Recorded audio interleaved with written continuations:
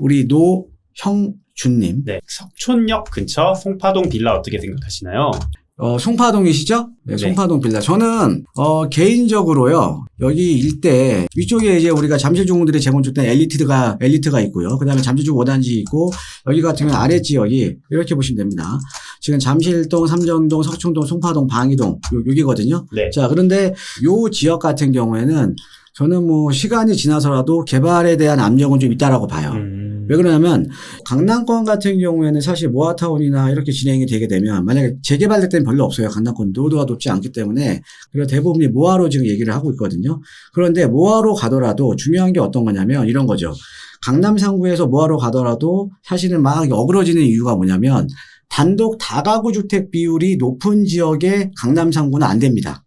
왜 안 되냐면요. 강남권 같은 경우는 강남 상구는 단독 다가구 주택 같은 경우는 꼬마 빌딩 수요도 있기 때문에 땅 가격이 계속 오르죠. 자, 그 다음에 아무래도 강남 상구는 단독 다가구 주택들도 월세 수요도 많죠. 그러니까 단독 다가구 주택을 소유하고 있는 입장에서는 땅값도 계속 올라주고요. 그 다음에 월세 수요도 많은 지역인데 굳이 내가 아파트 한 채, 두 채 받으려고 개발에 동의 안 한다라는 거죠. 네.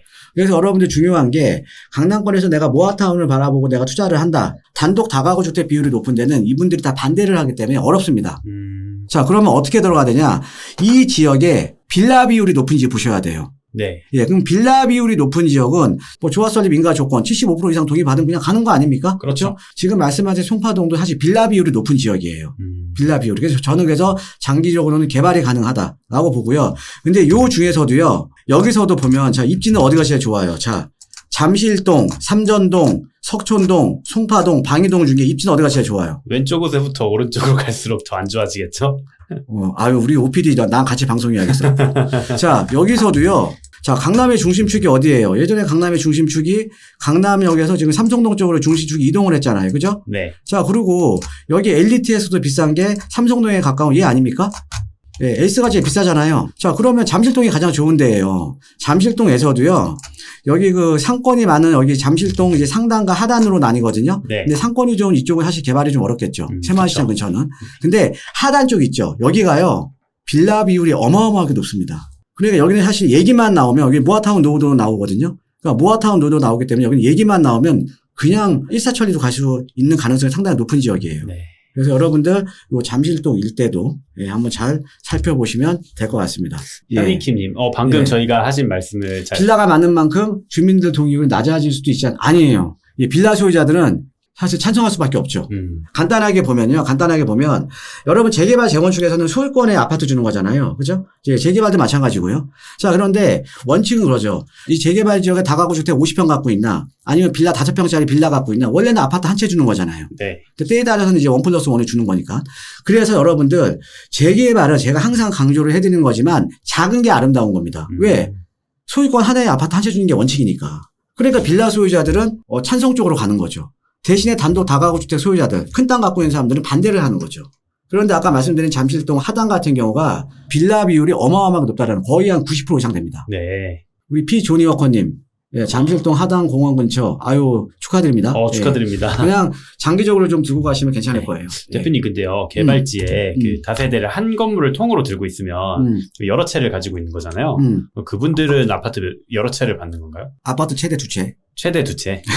그 조항이 있군요. 네, 그러니까 그거는 이제 얘기 나오면 조합설립 인가전, 만약에 이제 재개발이면 조합설립 인가 전에 다 매도를 해야죠. 아. 그러니까 조합설립 기준으로 해서 이제 그 전에 여러 채 갖고 있어도 매도하면 다 입주권이 나오고요. 네. 또 조합설립 인가 이후에는 안 나와요.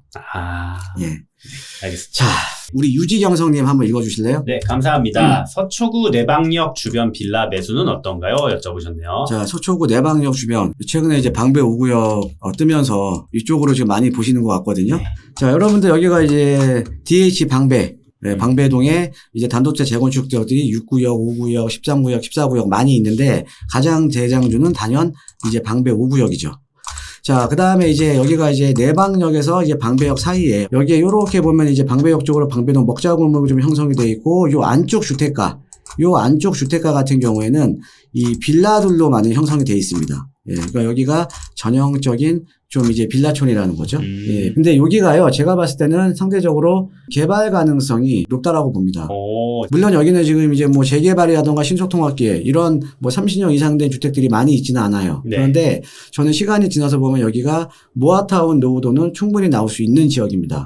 이 모아타운 같은 경우는 이제 여러분들 좀 투자하실 때 조심하셔야 되는 게, 자, 여러분들 모아타운 자체가 나오게 된 배경이 어떤 거냐면, 서울에 이제 웬만한 큰 땅들, 아주 노후된 지역들, 이런 지역들은 웬만한 데는 다 지정이 됐거나 아니면 개발이 끝냈다라는 거죠. 네. 자, 그러면 서울에 짜투리 땅 남아있는 지역이라도 개발을 하려고 모아타운이 나온 거거든요. 그래서 모아타운은 소규모 재개발이면서 노후도 요건을 크게 좀 완화를 해줬습니다. 중요한 건 모아타운이 가진 단점이 있다라는 거죠.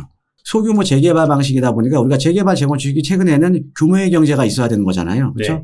규모의 경제, 좀 소규모 재개발 방식이다 보니까 이제 규모의 경제가 안 나오잖아요. 예, 그러다 보니까는 사업비에 대한 부담이, 그러니까 공사비에 대한 부담이 높다라는 거죠. 네. 자, 그 다음에 노후도 요건이 크게 완화가 되다 보니까 상대적으로 조합원 비율이 아주 높은 지역입니다. 그래서 제가 봤을 때는 모아타운 투자하실 때 조심하셔야 되는 게, 추가 분담금이 더 나오더라도 아파트의 가치가 높은 지역이면 되잖아요. 그죠? 네. 그런데 요 방배동 같은 경우는 뭐 아파트의 가치는 여러분도 뭐 제가 말씀 안 드려도 아시잖아요. 그죠? 그러니까 이런 지역들은 뭐 모아타운 가능성이 좀 있다라는 거죠. 예, 그래서 저는 뭐 개인적으로는 지금 내방역에서 방배역 사이 여기 그 주택가는 저는 개인적으로 좀 괜찮다고 보거든요. 예, 그래서 이렇게 좀 정리를 좀 해드리겠습니다. 네. 자, GI 멀티비타민님이 그 빌라를 용산 쪽으로 고민 중인데, 예. 용산공원 근처에 자금은 충분해서 혹시 이런 근처로 가도 되는지 여쭤보시거든요.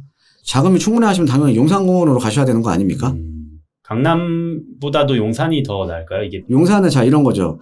강남은 재건축 시장이 활성화되어 있는 거고, 용산은 재개발 시장이 활성화되어 있는 거잖아요. 그렇죠. 예, 빌라는 재개발 시장이잖아요.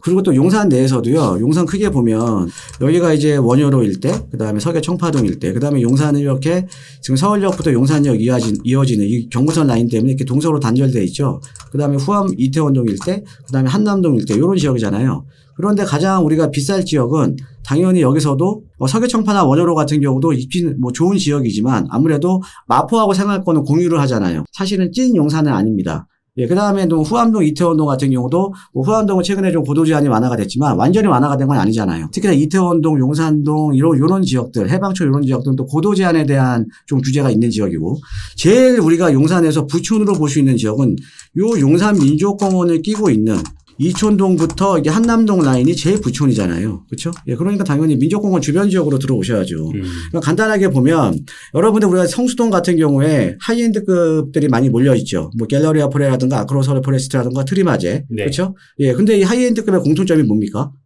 서울숲 바로 옆이에요.